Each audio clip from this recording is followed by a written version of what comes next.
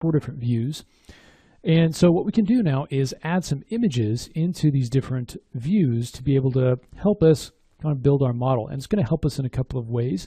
One of the ways that it's going to help us is just the fact that, you and I are going to be building this model, and you're going to be going through this process of learning the tools and the techniques. And you don't really want to be too concerned about the exact placement of points and being too focused on trying to match the position and where I'm placing things. And so having these images that we're both working from that are identical will help us kind of eliminate that as a worry. We'll have that image in the background to be able to build from, and you can really focus on the tools that you're learning and the techniques that we're talking about. Okay, it also allows us to get a very similar result at the end. Now, if you don't want to go through and build the exact same thing, you can make changes here and there. That's totally fine, as long as you understand what it is that we're doing and how it sort of applies. Feel free to take it in your own direction, okay? So to add an image to our view, all we're going to do is select the particular view. In this case, we'll go to the right-hand view. And I'm going to come down to Options, Configure, and it's going to come down into the Attributes Manager. And let's go to the back section. We'll go into Image. Let's navigate to the project files, and then you're going to look in Referenced Files, and let's get the side. So that'll bring that into the side. Let's do the same thing here on the front view. So go to Configure and Front.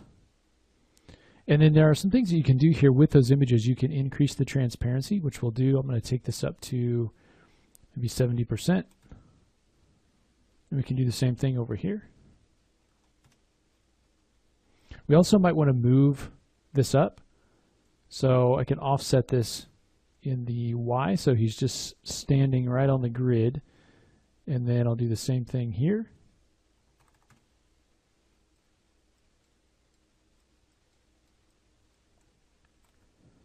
And we can also scale it as well. So if we go to Tools, Measure and Construction, you can see that he's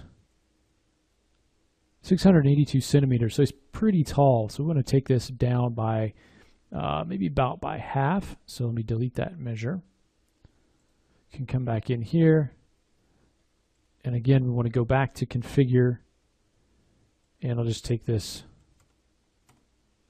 down to 400. Do this same thing here. And then I can take that offset down, because now you can see that it's a little bit smaller. So I'll take that down to about 172.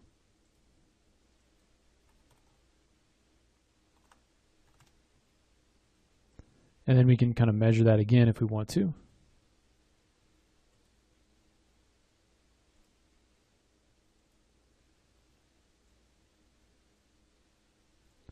So that is a little bit, he's still pretty tall, but that's okay. He's within the ballpark. So let me go ahead and actually, let's delete that. And now that we have our reference images in, well, you can see we'll have the ability to, when we build, match up the position of the different parts of the model. Okay, so let's go